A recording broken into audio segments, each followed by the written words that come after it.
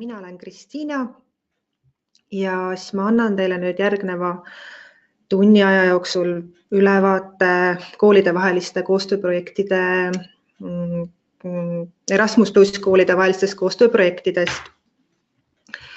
Veel enne, kui me webinari sisu juurde lähme, ma tahaks tehnilise külje pealt mõned näpunäited anda.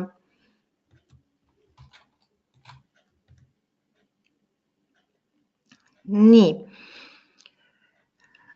Ekraani all paremas nurgas peaks olema teil kastike, kus te saate küsimusi esitada. Siin antud slaidil on see märgitud kollasega.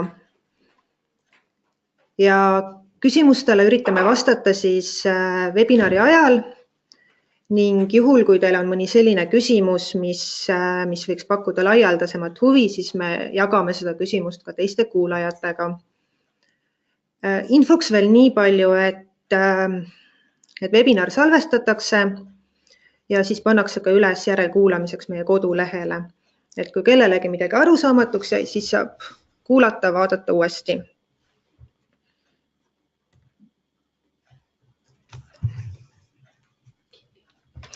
Nüüd ma panen siis enda näopildi kinni ja lähme tõsiste teemade juurde. Nii.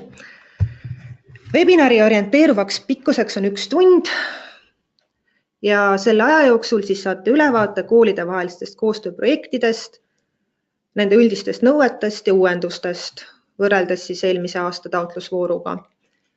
Minuga koos on siin Anne-Loore Juhtsalu, kes vastab jooksvalt teie küsimustele ja ka Ellen Wimberg, kes räägib pärast mind veebivormi tehnilisest poolest, räägib ka siis registreerimisest ja pikkoodi loomisest ning tutvustab samm-sammult, kuidas täita veebivormi.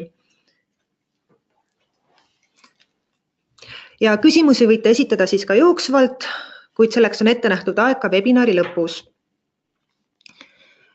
Aga enne veel, kui ma hakkan teile tutvustama nüüd erisusi, me kõik tunneme väga huvi, et millised on teie eelnevad kogemused seoses Erasmus+ projektidega.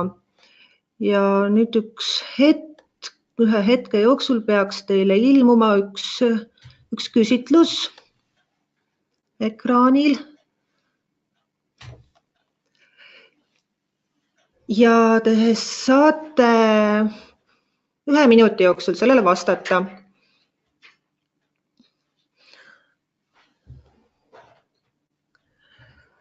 Et siis me tunnemegi huvi, et millised on teie kogemused, et vastavalt sellele siis me saaksime ka natukene kohandada oma tänast ettekannet, et võib-olla mõned teemad on teile nii tuttavad ja te ei tahagi sellest üldse kuulda.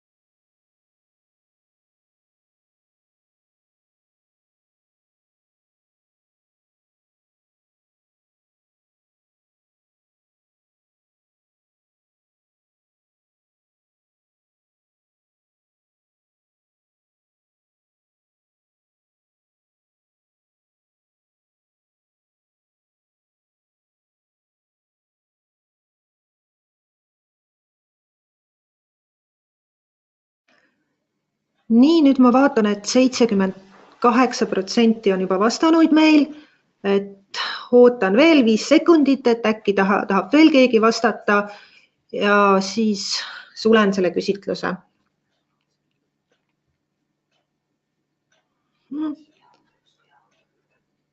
Tundub, et rohkem vastuseid ei tule.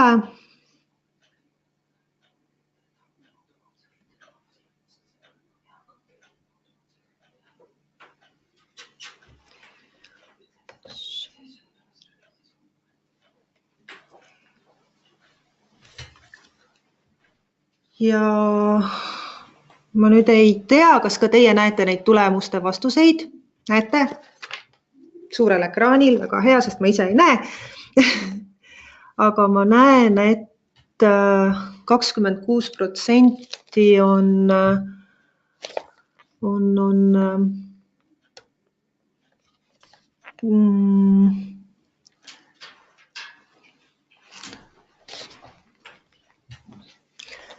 Nii, ma näen, et 26% on siis vastanud, strateegilise koostöö projekt on pooleli või lõppenud. 32% on uustulnukad, väga tore teid siin näha, kuulda. Ja 32 on ka varasem kogemus Comenius projektidega. Ja 32% on mõelnud, kuid pole kirjutamiseni jõudnud. Ja siis 0% on selliseid inimesi, kes on esitanud taotluse, kuid seda ei ole rahastatud. Nii, aga lähme siis edasi.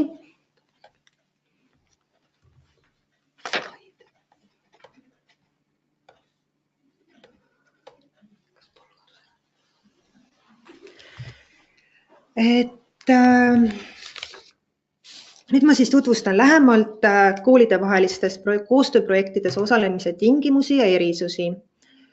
See on selline projektitüüp, kus asutuste tüüp on rangelt piiratud.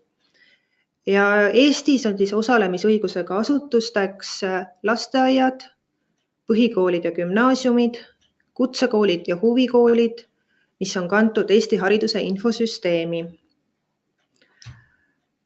Välispartnerite valikul paluge potentsiaalsetel partneritel oma koduagentuurist järele uurida, kas neil on õigus koolidevahelistes koostööprojektides osaleda.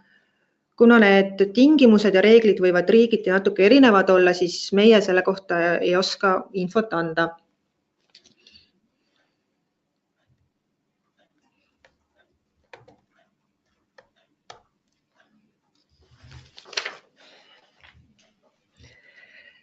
Strateegilise koostööprojektides kavandatud eesmärgid ja tegevused peavad ka kindlasti toetama Euroopa hariduselus seatud sihte.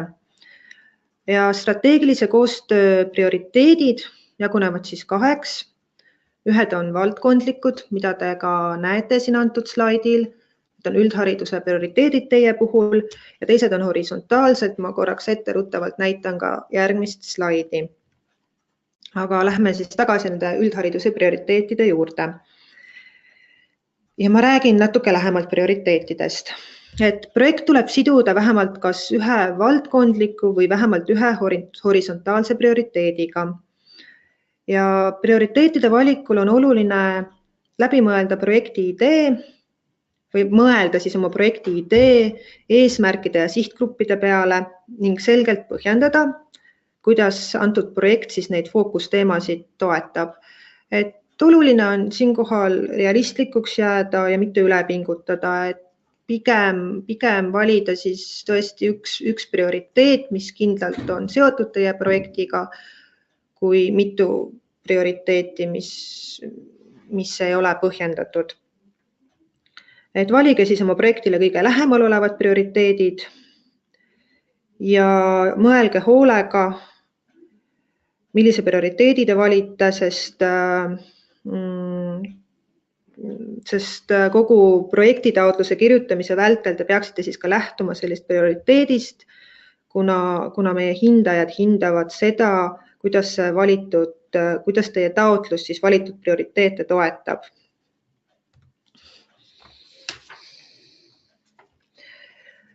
Ja prioriteedid on ka siis põhjalikumalt kirjeldatud meie programmi juhendis ja kodulehel. Et kui te valdkondlikest prioriteetidest ei leia midagi endale, et siis võite vaadata ka horisontaalseid prioriteete. Nagu te näete, nad on üsna uhkelt sõnastatud, et meie soovitame teil ikkagi jääda realistlikeks ja valida siis sellised prioriteedid, mis on seotud teie kooli arengukavaga ja et mitte siis lubada midagi sellist, mida te täita ei suuda.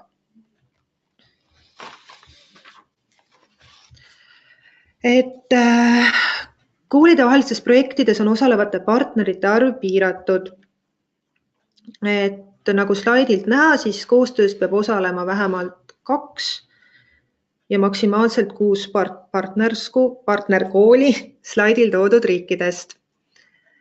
Need peavad olema siis, kui te olete Eestis, siis partnerkool peab olema kindlasti kuskilt välisriigist. Ja projekti kestus on üldjuhul 12–24 kuud. Erandina kuni 36 kuud, sellest tuleb ka hiljem natukene juttu ja projekti algusaeg peaks siis langema vahemikku 1. septembrist kuni 31. detsembrini taotluse esitamise aastal, teie puhul siis aastal 2018.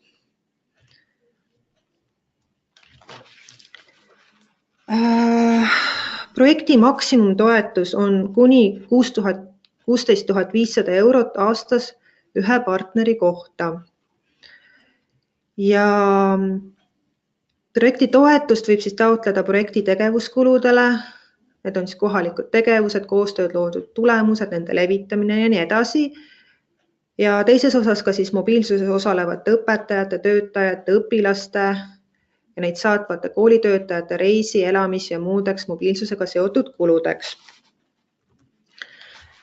Järgnevalt vaatame siis ühte näidet, et kuidas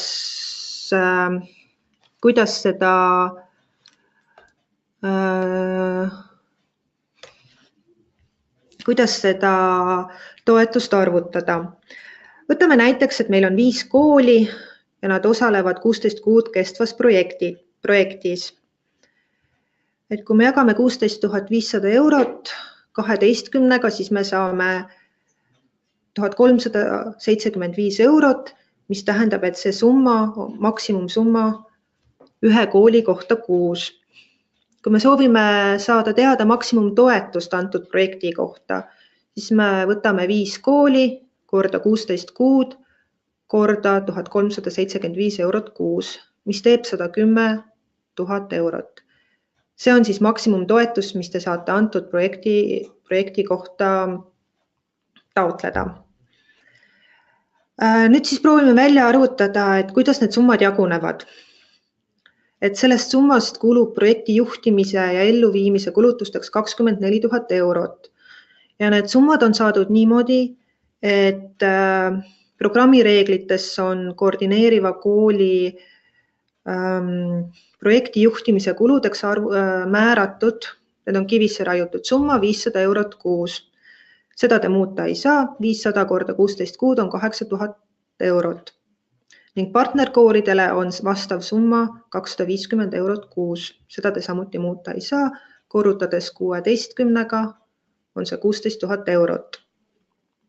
Kui te nüüd siis sellest maksimumsummast lahutate projekti juhtimisele kuluva summa, jääb teil alles 86 000 eurot. See on siis see summa, mida on võimalik kulutada mobiilsustele ja jagada seda osalevate koolide vahel vastavalt projekti eesmärkidele ja vajadustele. Kui te soovite rohkem infot rahastamisreeglite kohta, siis siin all on ka link. Nüüd siis veel natukene sellest, et millistel juhtudel te saate seda 16 500 eurot suurendada. Või mitte suurendada, vaid kui teil on mingid sellised kulud, milleks te saate lisa taotleda. Üheks selliseks kuluks on osalejate erivajadus. Kui me senini rääkisime ühikupõhistest hindadest, siis osalejate erivajadus kaetakse vastavalt tegelikele kuludele ja 100% ulatuses abikõlblikest kuludest. Kuid kindlasti tuleb siis kulude katmise vajadus põhjendada oma taotluses. Ja osalejate erivajadus võib siis olla, kas keegi vajab viipekeele tõlki või mis on seotud inimeste erivajadustega. Suured reisikulud, siin ma rõhutan, et see on tõesti erandjuhtumitel.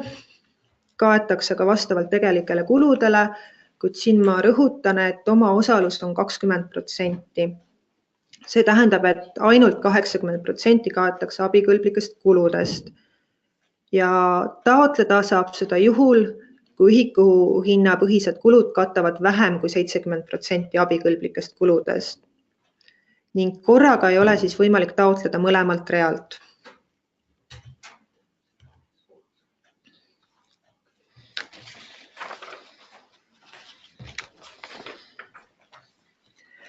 Täpsemalt siis eelnevalt mainitud õppimis- ja õpetamistegevustest ka.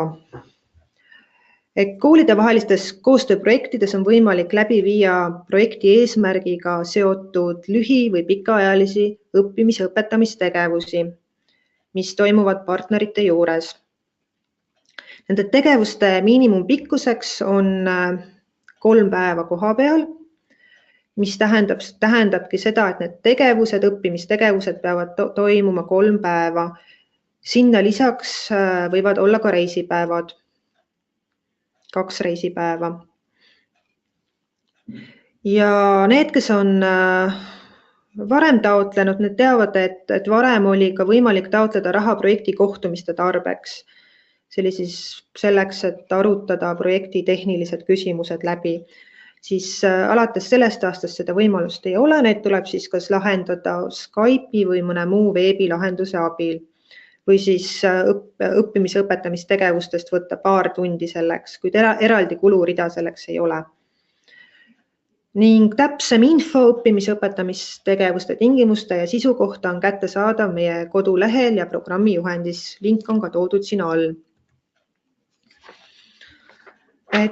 Millele siis pöörata tähelepanu taotluse koostamisel? Võrreldes eelnevate taotlusvoorudega on selle aasta taotlusvorm palju lihtsamaks ja lühemaks tehtud. Ja sellest tuleneb ka siis suurenev vajadus, et te kirjeldate oma projekti eesmärke hästi lühidalt ja konkreetselt. Hindele ei ole anna mingit lisainfot see, kui te kirjutate, et te lähete kogemust vahetama. Oluline on see, et te eeltöö käigus selgitaksite välja, mis on partnerorganisatsiooni tugevused ja mis on see konkreetne kogemus või asi, mida te temalt õppida tahate. Oluline on ka välja tuua sihtgrupid, planeeritavad muutused teie organisatsioonis ning konkreetsed mõõdikud, kuidas seda mõõta ning vaadata, kas projekti eesmärk on seostatud kooli arengukavaga. Või selge eesmärk ei ole näiteks, et lähme vaatame, kuidas nad seal toimivad, kuidas nad seal õpetavad. Ning mida täpsemalt ja selgemalt suudate oma eesmärgi kirja panna, seda suurem on ka lootus, et projekt on edukas. Ja jääge realistlikuks, et koolide vahelised projektid on ikkagi, nad on suhteliselt pisikesed, et ei saa nendega maailma muuta.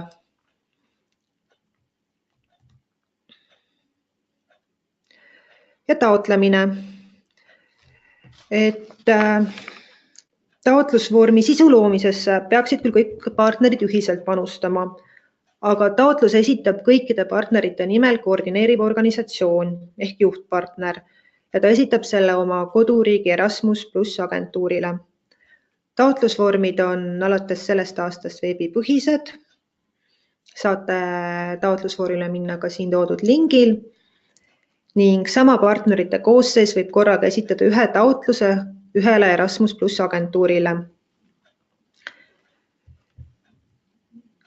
Ja taotlustähtaeg on siis 21. märts 2018 kell 1 Eesti aja järgi.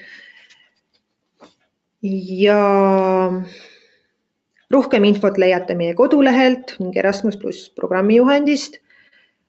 Värske infoga kursis olemiseks soovitame liituda hariduskoostöö uudiskirjaga, kui te seda veel teinud ei ole, ning jälgida Facebookis üldhariduse infovärava veebikeskkonda. Ning kui teil on küsimusi, siis alati saate meile kirjutada ja küsida. Mina omalt poolt soovin edukat taotlemist ja ärge jätke taotluse esitamist viimasele minutile. Et see oleks minu poolt kõik ja ma annan sõna üle siis kolleeg Ellenile.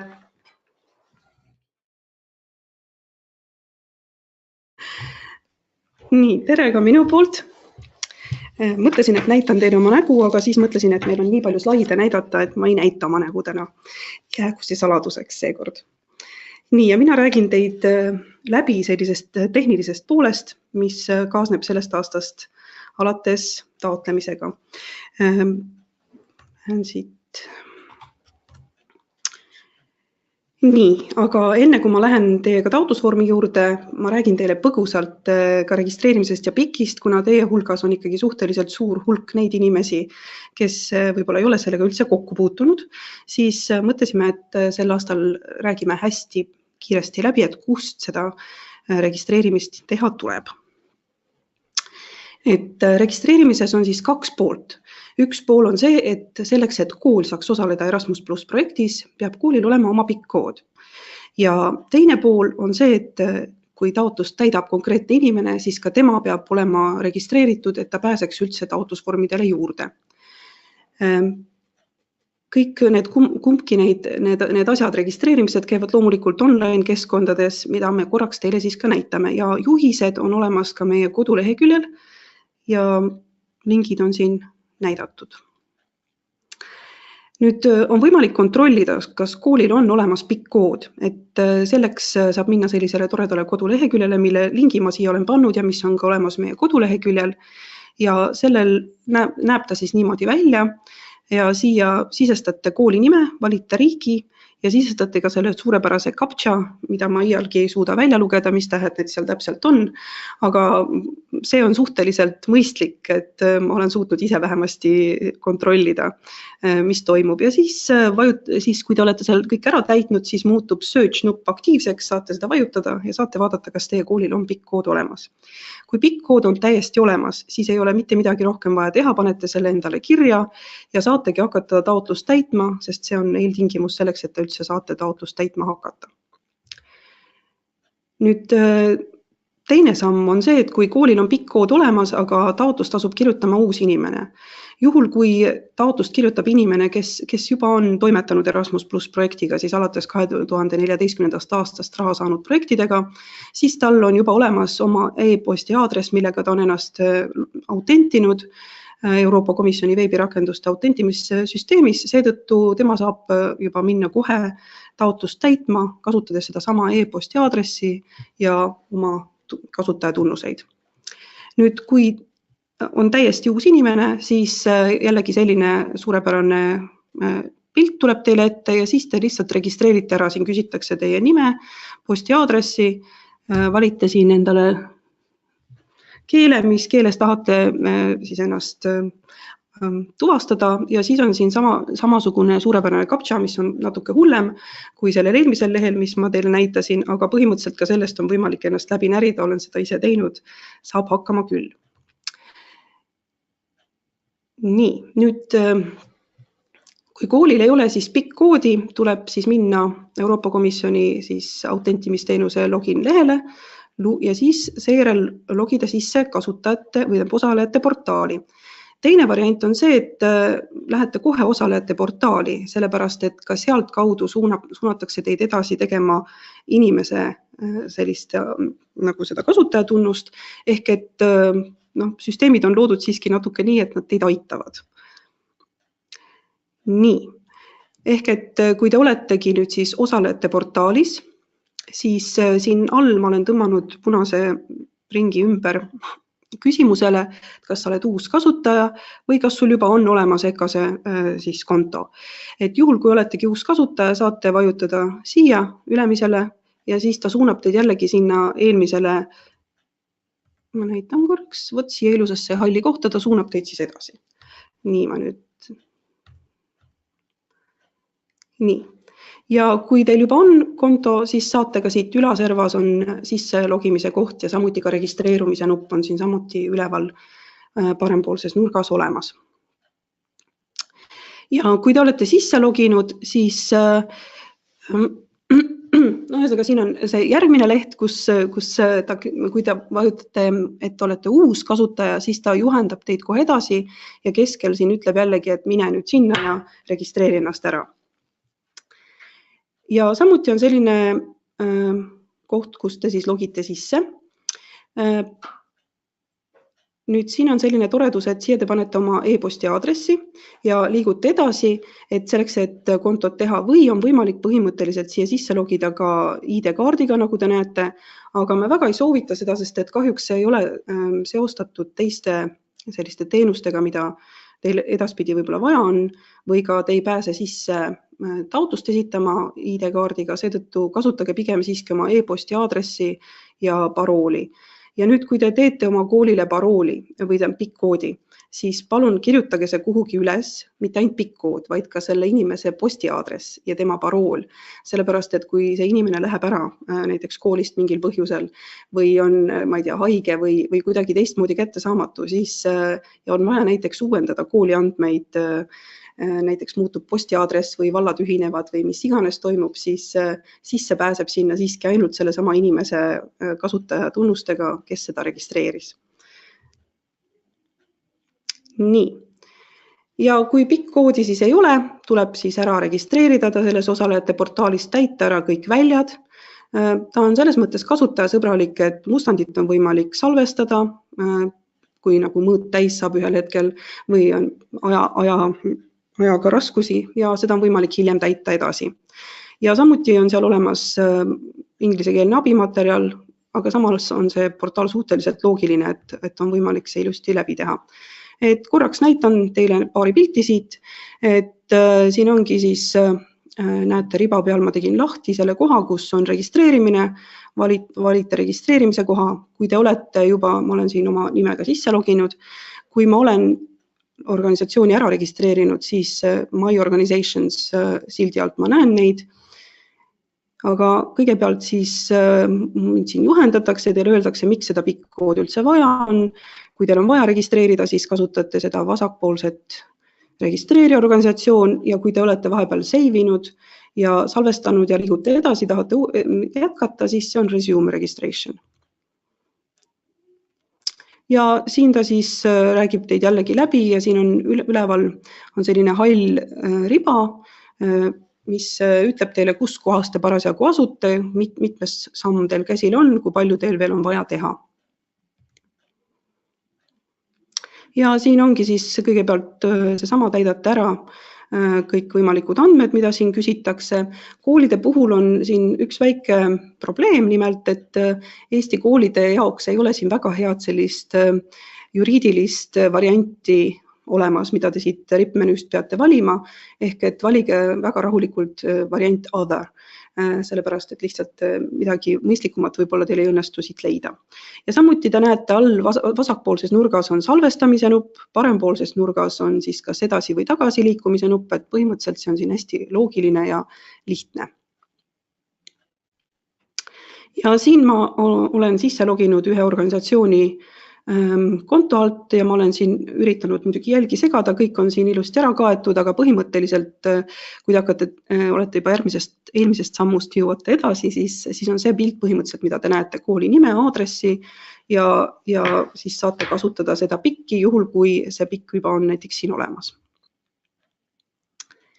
Ja nüüd ma tulen jälle tagasi siia, et kui te olete kooli ära registreerinud, siis on see valik My Organizations ja siis te näete järgmiseks sellist riba, kus te näete oma asutuse nime ja näete staatust, ehk et siin on see konkreetne asutus on deklareeritud.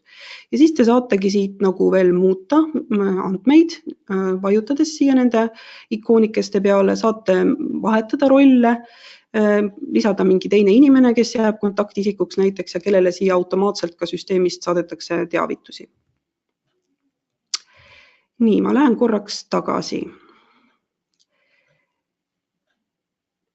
Et te näete ilmselt siin ka igasuguseid muid teisi selliseid vahelehti, kui te siin üleval vaatate. Et need ei ole, seal ei ole mitte mingit infot, ehk et osalete portaalis, nagu teil ei ole vaja mujale kuhugi minna. Ja viimane samm on see, et kui te teete nüüd esimest korda PIK-i, siis on vaja siia üles laadida ka juriidilise isiku vorm ja finantsteabe vorm pangakonto andmetega. Need dokumendi põhjad on meil koduleheküljel olemas, aga ma tahan teile öelda seda, et kui te nüüd hakkate projekti tegema ja te alles nüüd hakkate tegema PIK-i, siis tehke see PIK esimene registreerimine ära ja siis nende juriidiliste ja finantsteabe vormiga võite natuke oodata, et kuna aeg juba nagu hakkab jõudma sinnamaani, et varsti on tähtaeg, siis kõigepealt hakake tegelema oma taotlusega. Ja teil on aega neid juriidilise isiku vorme ja finantsteabe vorme üles laadida hiljem. Ehk et kuni selle hetkeni, kus teie taotlus siis saab teate, kas ta on saanud rahastatud või mitte, et sinna on päris pikalt aega ja siis teil on täiesti aega täita neid ja üles laadida neid vorme. Ja ma korraks näitan teile ka, et kui te olete oma asutuse siis sellise lehe peal, siis dokumentide koht on siin. Vasakul all klikkate sinna peale või siis scrollite lihtsalt alla ja te leiate selle koha üles, kuhu on tarvis need dokumendid üles laadida. Nii, nüüd ma lõpetasin PIK-ist rääkimise, oli vist igav. Aga ega see taotlusvormi täitmine ei ole väga palju huvitavam selles mõttes, et kohe näete ainult ilusaid halle ekraane oma näo ees, sellepärast et täpselt see selline taotlusvorm ongi selline tore hall meil. Siiski, esimene ekraan on väga ilus. Online taotlusvormi siselemiseks on siis selline aadress, mille linki te siin näete. See pilt, mis teid siin ees ootab, te kõigepealt peate sisse logima, eks ole, selle sama oma e-posti aadressi ja salasõnaga, mille te ära autentisite ja siis te näete sellist suurepärast pilti. Nüüd hetkel on see pilt selline. Võib juhtuda, et järgmine kord, kui te sisse logite, on see pilt natuke teistsugune, sellepärast, et te näete sellel ekraanil kõiki neid taotlusvoorusid, mis parasjagu on avatud. Ehk et võib juhtuda, et vahepeal kuulutatakse välja mingi teine taotlusvoor veel ja siis on seal neid värvilisi pilte siin teil rohkem. Et alguses, kui ma hakkasin selleks webinariks valmistuma, siis ma sain sellise pildi, mis oli märksa värvilisem, siin oli 7 taotlusvooru lahti, aga siis vahepeal uuesti siia sisse logides avastasin, et oi, siiski mitte. Nii et koolide vaheliste koostööprojektide pilt on see ilus värvilistest nööridest pilt, et selle järgi leiate selle igal juhul üles ja samuti nimi muidugi ka School Exchange Partnerships. Ja siia vajutate siis apply nupule ja avaneb teile siis taotlusvorm. Taotlusvorm näeb välja selline ilus hall. Kõigepealt tervitatakse teid. Öeldakse, et te olete saabunud taotlusvormi täitma ja samuti te võite vaadata ka siis selliseid juhiseid, aga need guidelines, nagu te näete, kui te vaatate vasakule poole menüüribale, siis see guidelines jääb teile siia kogu aeg alles, ehk et kui vahepeal tekib vajadus midagi vaadata, siis saate sinna guideline'ide peale uuesti tagasi minna.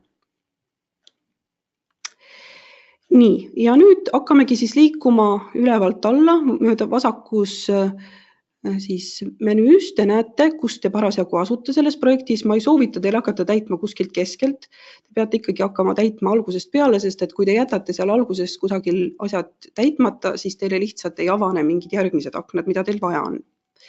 Ja nagu te näete, mina alustasin kõige paremat projekti maailmas ja soovitan teil valida ka projektile sellise akronüümi, see on inglisekeelses maailmas suhteliselt levinud, ehk et selline tähekombinatsioon, mis võib-olla jääb hästi meelde ja mille järgi nagu on ka lihtne võib-olla siis hiljem Google'id armastavad selliseid asju ja neid on hea üles otsida. Kui te olete asjad ära täitnud, siis kõik vajalikud aknad saavad täidetud, siis nende juures on siis selline roheline riba, mis annab teile märku, et teil on kõik korras. Kui riba on punane, siis ta on tühi või siis ei ole seal piisavalt midagi sisse pandud. Ja samamoodi need punased kolmnurgad muutuvad ajapikku roheliseks, kui te olete asjad saanud ära täita. Nii, siin on nüüd sellel aknal ma näitan teile, et ma valisin projekti kestuseks 36 kuud ja selle peale tuleb alla hoiatusteade, et 36 kuud saab projekti kestuseks olla ainult sellisel juhul, kui projektis on pikaajaline mobiilsus ja seetõttu see projektivorm ei ole veel nii tark, et ta ise ei laseks teile panna või arvutada ka eelarvet, juhul kui teie valite sinna ainult lühiajalisi mobiilsusi.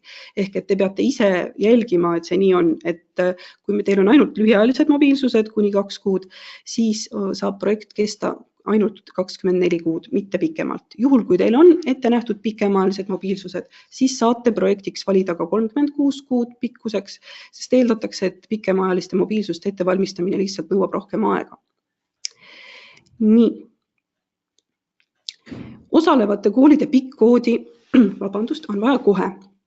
Sellepärast, et niipea, kui te selle pikkkoodi siia sisse kannate, nii tulevad siis osalejate portaalist, kantakse siia üle andmed kooli kohta ja te ei saagi kuhugi edasi liikuda ehk panna sisse muid tegevusi, sest et siis nagu vorm ei hakka seda arvutama, kui teil ei ole teada pikkkoode ja osalejate hulka.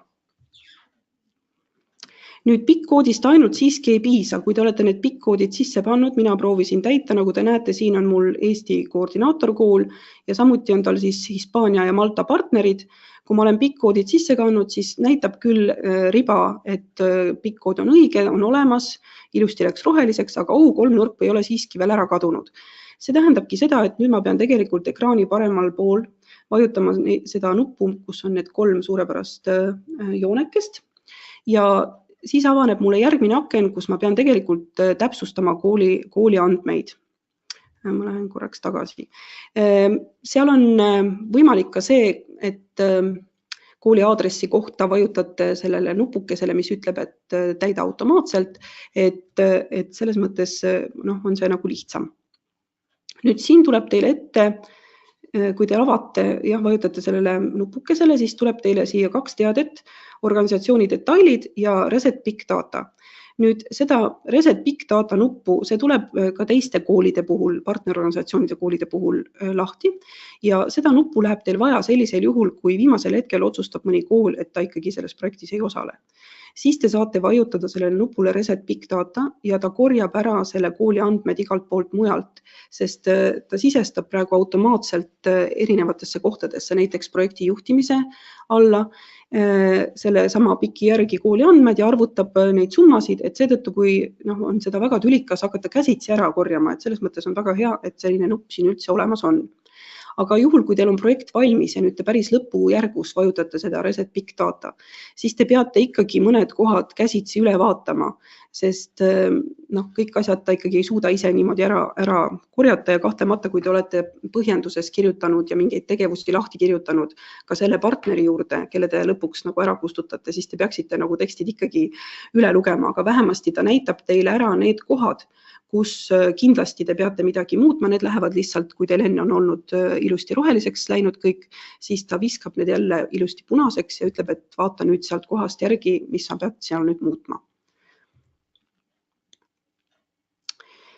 Ja kui ma nüüd teen siis lahti, vajutan organisatsiooni siis üksikasjade peale, siis siin on võimalik täiendada natuke, panna e-posti aadressid, enamus sellest on täidetud automaatselt. Nii. Ja samamoodi siis tahetakse siis, et te sisestaksite juriidilise isiku andmed ja projekti kontaktisiku ehk siis projekti koordinaatori või projektijuhi andmed siia. Ja samamoodi peate tegema lahti selle nupukesega paremalt poolt, kus siis avaneb omakorda uus aken, kus te saate siis ära täita. Ja kuni te ei ole ära täitnud, siis ka seda põhjalikumat infot, seni ikkagi see punane kolmnurk teil eest ära ei kao.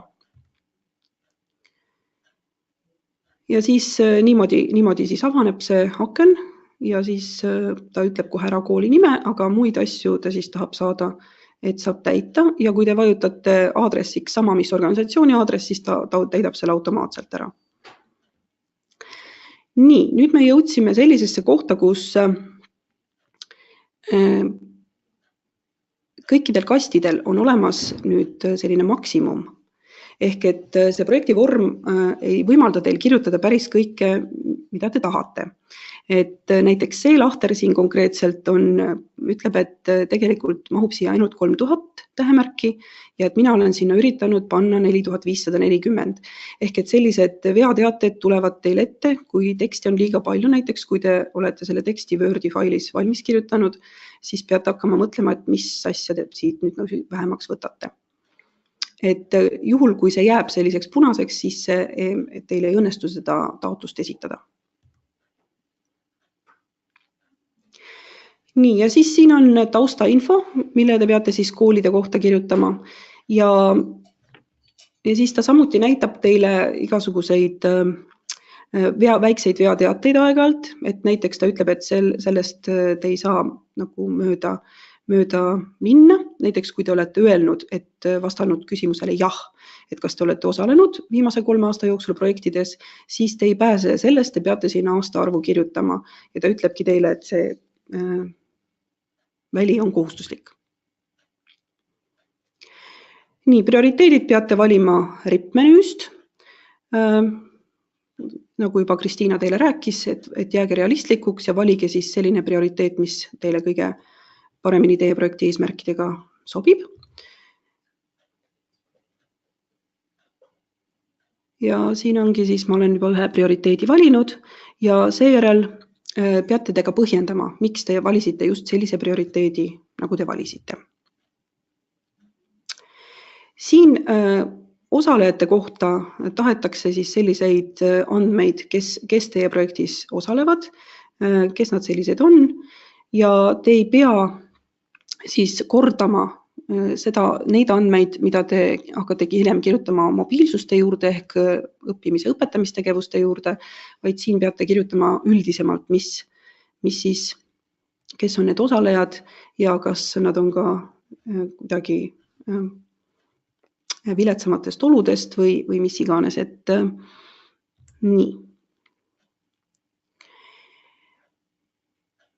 Ja siin me jõudsime nüüd projekti juhtimise ja elluviimise rea juurde ja need summad arvutab siia välja automaatselt. Ehk et kui te olete juba eelpool kõik osalevad organisatsioonid sisse kandnud pikkidega, siis kui te jõuate siia leheni, siis siia tulevad juba need nimed ja siis ta arvutab automaatselt välja, mis on need summad, mida saab kasutada just selleks eesmärgiks.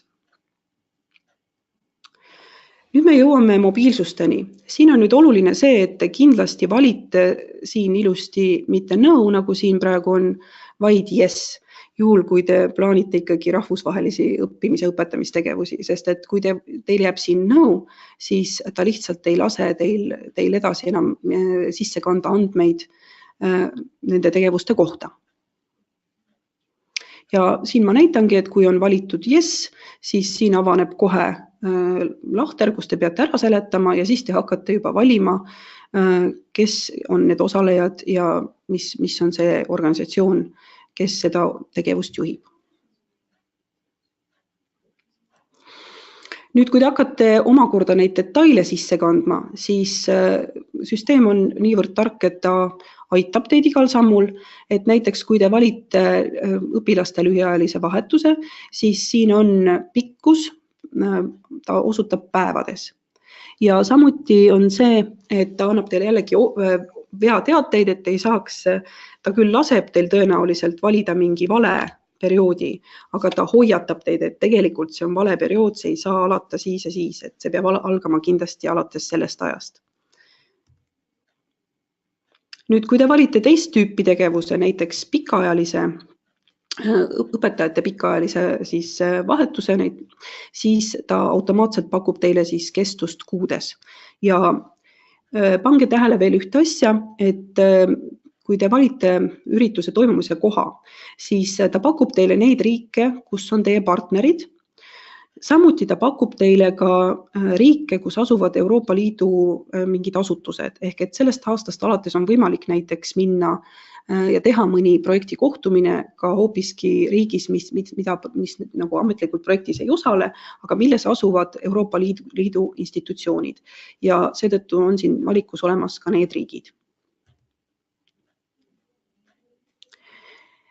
Nii, reisikulude lisamisel on siis, nagu te teate, me kasutame reisikulude arvutamiseks vahemaa kalkulaatorit. Selleks ei ole vaja hoida eraldi lahti seda vahemaa kalkulaatorit, vaid siit samast vajutate kalkulaatori nupu peale ja ta suunab teid edasi sinna koduleheküljele, kus te siis saate vaadata, mis see vahemaa siis on, mille jaoks te saate seda raha küsida.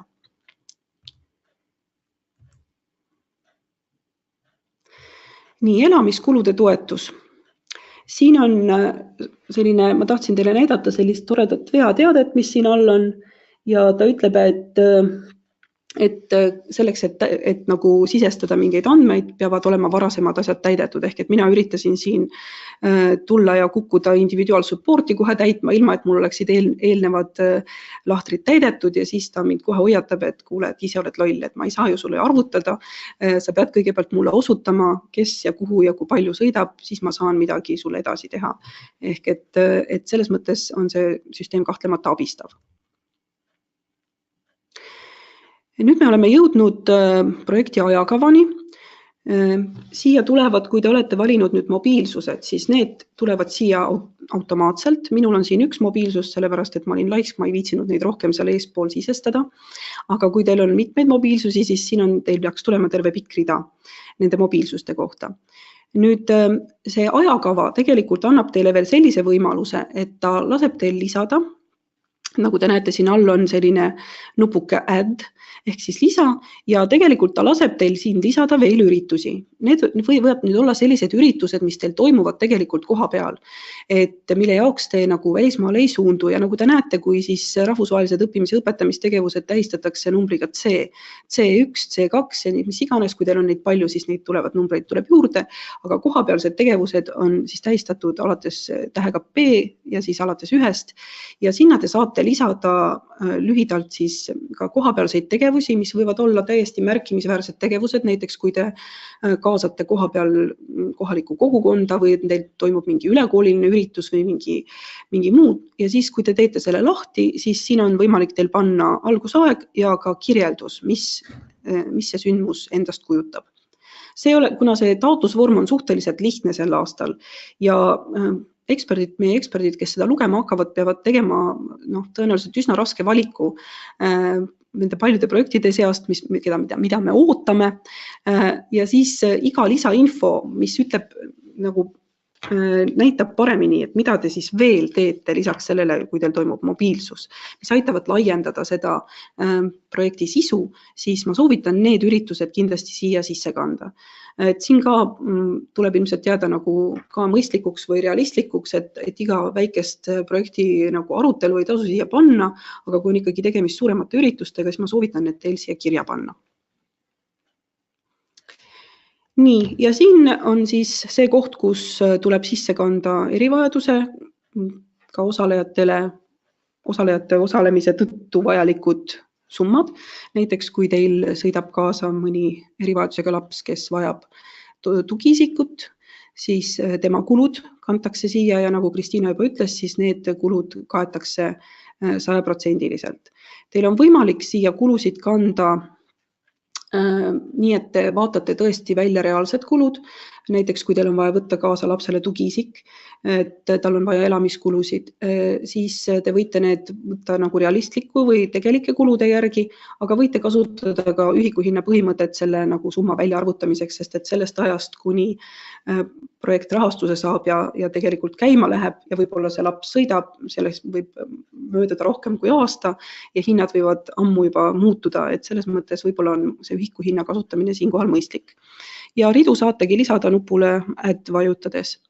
Ja samamoodi siis need erikulud exceptional costs, nende kohta Kristiina ka mainis teile, et me tegelikult üritasime välja mõelda, et millisel juhul oleksid need otstarbekad, sest nende erakordsete reisikulude nagu neile rakendub veel eriline nagu kohtlemine, et 20% nendest peate te siis oma vastutusega nagu ise kinni maksma, ehk et seda tasub nagu kaaluda, et kas seda üldse nagu on nagu mõistlik taotleda, isegi kui see kulu ongi kuskil, teie partnerkool on kusagil Norra väikses mägikülas, ja sinna minek ongi väga kulukas, siis tegelikult tasub arvutada, et kas see tuleb teile soodsam, kui te sealt erikulude alt seda taotlema hakkate.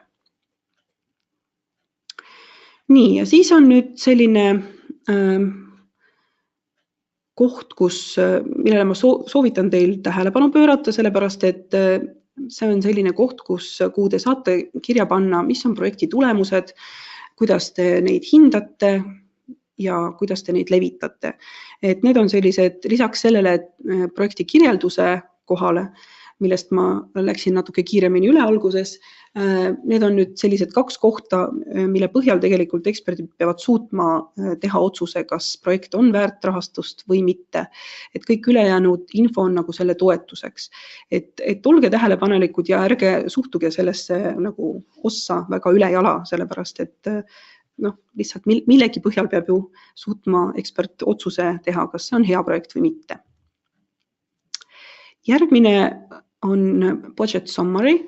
Siia tulevad nüüd summad automaatselt. Te ei pea siia enam midagi sisestama. Siin te võite vaadata, kas asjad on õigesti saanud, sest nagu kõikide selliste automaatsete asjadega kipub olema niimoodi, et süsteemis võivad olla ka mingid vead. Te võite igaks juhuks ka kontrollida enam-vähem, kas teile tundub, et need summad, mis siin on loogilised, kas järsku võib tekkida kohti, kus järsku kaovad numbrid ära.